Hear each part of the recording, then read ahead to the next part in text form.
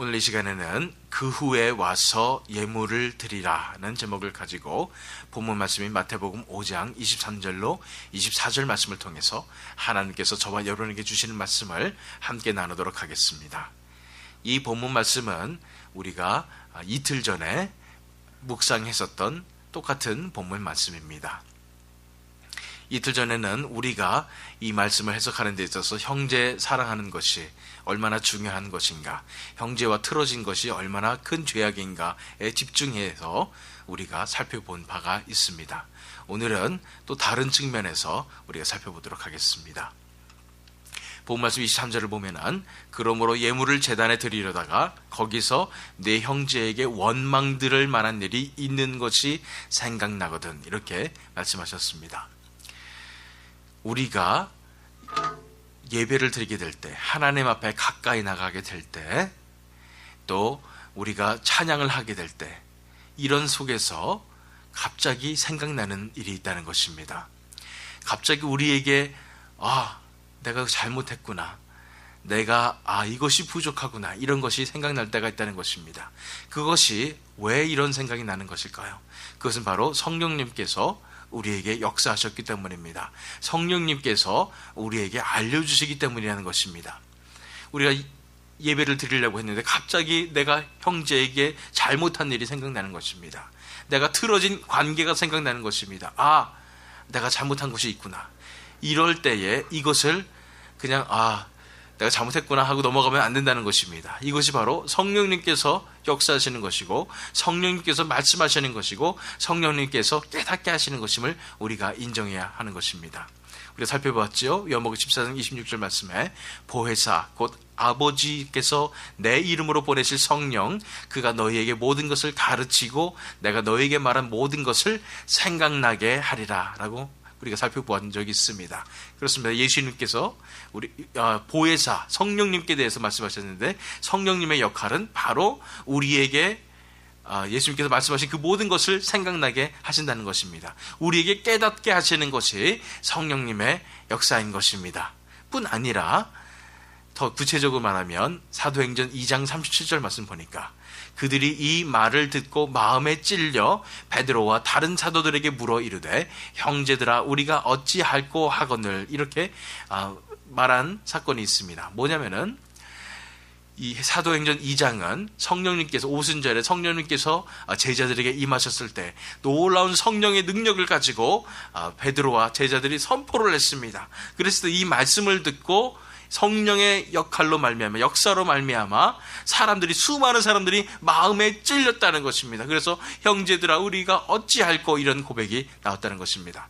그렇습니다. 성령님의 역할 가운데 가장 큰 역할 중에 하나가 바로 우리 마음을 찔리게 하시는 그런 역할임을 우리가 알아야 되는 것입니다. 우리가 하나님 앞에 나오게 될 때, 또한 우리가 예배를 드리게 될 때 성령님께서 우리 속에 역사하셔서 이런 찔림을 주실 때가 있는 것입니다.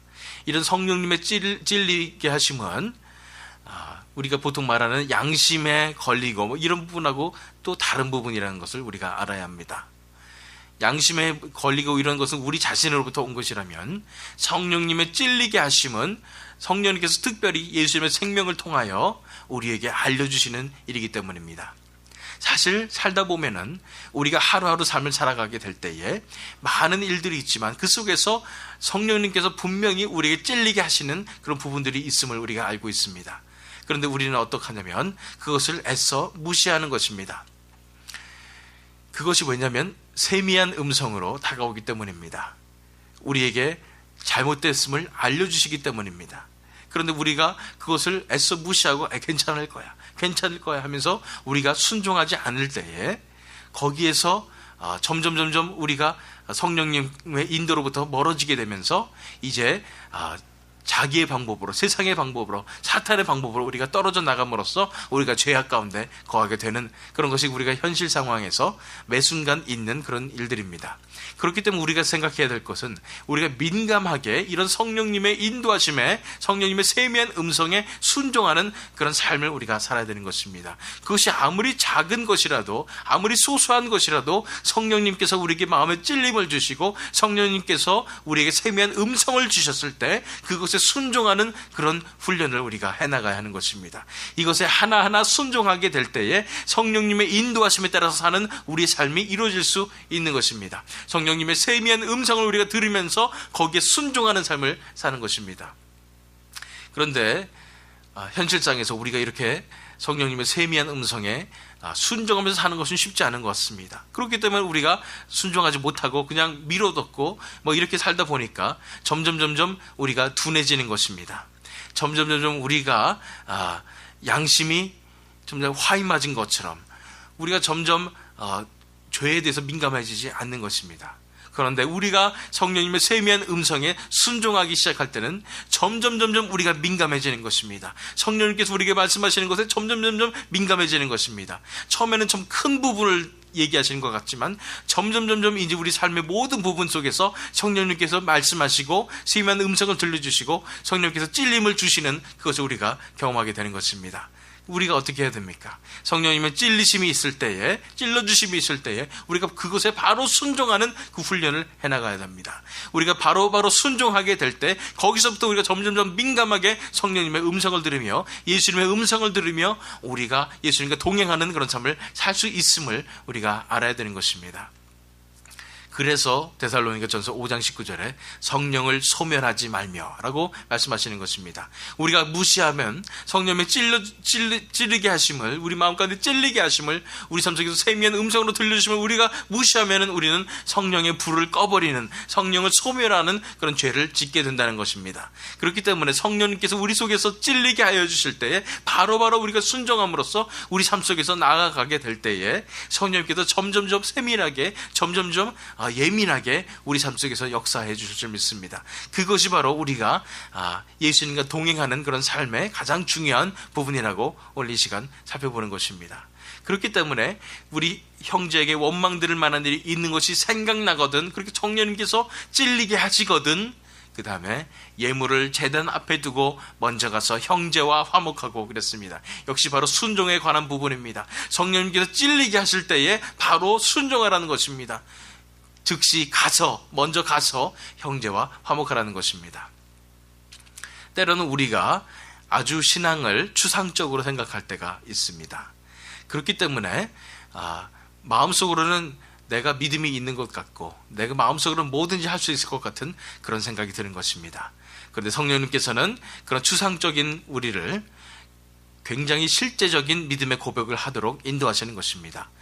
예를 들어서 우리가 예수님을 위해서 죽을 수도 있을 것 같습니다. 우리는 예수님을 위해서 선교지에 나가서 순교할 수 있는 그런 믿음을 가질 수 있는 것 같습니다 하면서 하나님 앞에 예수님을 위해서 내 생명도 내려놓습니다 이러면서 고백할 수 있다는 것입니다.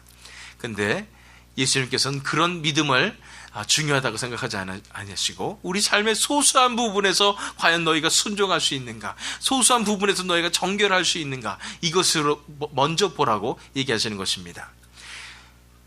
우리가 엄청난 예배를 하나님 앞에 드리고 싶습니다 이렇게 얘기를 할 때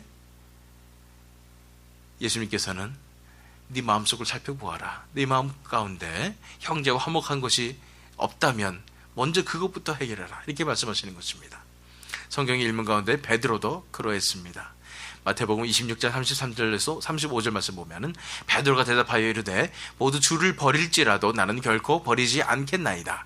예수께서 이르시되 내가 진실로 내게 이르노니 오늘 밤 닭 울기 전에 내가 3번 나를 부인하리라. 베드로가 이르되 내가 주와 함께 죽을지언정 주를 부인하지 않겠나이다 하고 모든 제자도 그와 같이 말하니라.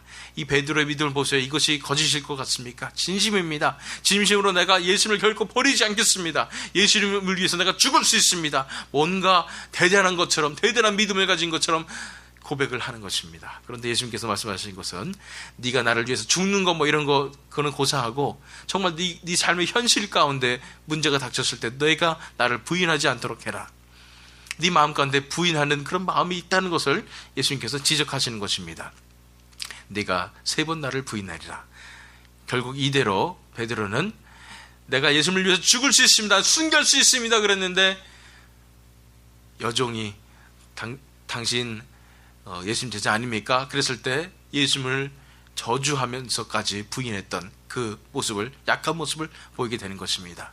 우리가 아무리 큰 신앙의 고백을 한다고 할지라도, 우리가 엄청난 사역을 한다고 할지라도 중요한 것은 우리 삶 속에서 해결돼야 될 부분, 가장 소소한 부분이 먼저 해결돼야 되고 그것을 예수님께서는 더 중요하게 생각하신다는 것을 우리가 알아야 됩니다. 다시 말해서 우리가 뭔가를 하려고 하고 우리가 뭔가 큰 믿음의 고백을 하려고 하고 이것이 중요한 것이 아니라 우리 삶의 소소한 부분에서 예수님을 따라가는 것, 이것이 중요하다는 것입니다. 어쨌든 간에 그렇게 한 다음에 그 후에 와서 예물을 드리라 이렇게 말씀하시는 것입니다. 이 말씀만 보면은 예배하는 것보다 내 마음속에 죄악의 문제가 해결되고 내 마음속에 잘못된 부분이 해결되는 것이 중요하구나, 그것이 더 우선이구나, 그것이 더 중한 것이구나 이렇게 생각을 할 수도 있겠지만 사실은 그런 것이 아닙니다. 예배가 중요합니다. 예배가 훨씬 더 중요하기 때문에 그 예배를 준비하기 위해서 우리 마음 가운데 정결하지 못한 부분들을 먼저 해결하라고 말씀하시는 것입니다. 예배는 너무나 소중하기 때문에, 예배에는 하나님의 거룩한 임재가 있기 때문에 우리 한 사람 한 사람의 이 죄악된 문제가 해결되지 않으면 진정한 예배로 나아갈 수 없기 때문에, 진정한 하나님의 거룩한 임재를 담아내는 예배를 드릴 수가 없기 때문에 이 예배를 위해서 먼저 너희가 가서 네 죄악된 문제를 해결하라고 말씀하시는 것입니다. 그만큼 예배가 소중합니다. 그만큼 정결한 예배, 하나님의 거룩한 임재를 담아낼 수 있는 예배가 그만큼 중요하다는 것입니다. 그렇기 때문에 우리가 예배드리기 합당하지 못한 그런 더러운 부분들과 우리 삶 속에 해결되지 못한 모든 부분들을 다 먼저 해결하고 예배로 나와야 한다는 것입니다. 우리가 삶 속에서 깨달아야 할 것은 우리 자신이 정결한 예물로 바쳐지는 그런 예배, 하나님께서 받으시는 예배는, 하나님께서 만나주시는 예배는, 하나님께서 임재하신 예배는 바로 그런 예배임을 우리가 깨달을 필요가 있습니다. 로마서 12장 1절 말씀, 그러므로 형제들아 내가 하나님의 모든 자비하심으로 너희를 권하노니 너희 몸을 하나님의 기뻐하시는 거룩한 산 제물로 드리라. 이는 너희가 드릴 영적 예배니라. 우리가 드릴 영적 예배는, 우리가 드려야 할 예배는 무엇이냐면은 우리가 그냥 세상에서 이렇게 살다가 그냥 하나님 앞에서 회개하면 되겠지 이런 상황이 아니라 우리 몸이 하나님이 기뻐하시는 거룩한 산 제물로 드려지는 예배라는 것입니다. 우리 삶이 정결하게 하나님 앞에 드려지는 그런 예배라는 것입니다. 그렇기 때문에 우리 삶 속에서 성령님께서 찔리게 하심으로 다루고 싶은 그 부분들이 다뤄져야 하는 것입니다. 우리가 순종함으로 우리 삶을 다루게 될 때에 우리가 거룩한 산 제물로 우리 삶이 드려지는 진정한 예배를 드릴 수 있다는 것입니다. 그렇습니다. 이 말씀은 예배를 우습게 보는 말씀이 결코 아닙니다. 우리 삶이 더 중요하다 이런 말씀이 아닌 것입니다. 예배를 위해서, 정결한 예배를 위해서, 하나님의 거룩한 예배를 위해서 우리가 어떻게 준비가 되어야 하느냐를 보여주시는 말씀인 것입니다. 우리가 거룩한 산 제물로 준비가 되어야 하는 것입니다. 그만큼 예배는 우리가 정결하게 드려야 되는 예배일 뿐 아니라 그만큼 예배는 너무나도 소중한 예배임을 우리가 깨달아야 하는 것입니다. 그렇기 때문에 우리가 이제 마지막으로 시편 119편 59절 60절 말씀 보겠습니다. 이 말씀은 저희가 말씀 영성 시리즈에서 우리가 묵상한 구절입니다. 내가 내 행위를 생각하고 주의 증거들을 향하여 내 발길을 돌이켜 싸우며 주의 계명들을 지키기에 신속히 하고 지체하지 아니하였나이다. 오늘 하나님께서 저와 여러분에게 주실 말씀은 이 말씀인 것입니다. 성령님께서 분명히 우리를 찔리게 하실 것이고 세미한 음성으로 우리를 인도하실 것입니다. 그 삶 가운데 우리가 순종하는 그런 삶을 살게 될 때에 우리 삶 자체가 거룩한 산제물로 준비되어서 하나님께 진정으로 예배드릴 수 있는 예배자의 삶을, 영적 예배를 드릴 수 있는 그 삶을 살 수 있다는 것입니다. 그래서 우리가 해야 할 일은 주의 증거들을 향하여 내 발길을 돌이키는데 신속히 돌이켜야 되는 것입니다. 주의 계명들을 지키기에 신속히 하고 지체하지 아니하였나이다. 우리가 하나님께서 말씀을 주신 그 순간에 즉시 순종하며, 성령님께서 세미한 음성을 주시는 순간에 즉시 순종하며, 우리에게 찔리게 하심을 느끼는 그 순간에 즉시 순종하는 그런 삶을 삶으로써 우리 삶의 모든 부분들 가운데 예수님께서 역사해 주셔서 고쳐주심으로 우리가 거룩한 산제물로 준비되어서 진정한 예배, 영적 예배, 하나님 앞에 거룩함을 담아내는 그런 예배 가운데로 우리가 나아갈 수 있을 것입니다. 우리가 순종하지 않을 때 예수님께서는 우리 속에서 우리 삶을 고쳐주실 수가 없는 것입니다. 우리가 예수님께서 말씀하여 주실 때 순종함으로써 예수님께서 우리 삶 속에서 역사하시도록, 우리 인격을, 우리의 모난 부분을 깎아주시도록 우리가 맡겨드리는 것이 우리의 거룩한 산제물로서의 삶의 자셈을 우리가 배웠습니다. 이제 우리가 기도하실 때에 우리 삶 속에서 얼마나 많은 순간에 성령님의 우리 마음 가운데 얘기하시면 찔리게 해주셨는데 그것을 우리가 무시하고 살았는지, 성령을 소멸하는 그런 죄를 지었는지 이 시간에 우리가 회개하기를 원하며, 이제는 그렇게 살지 않겠습니다.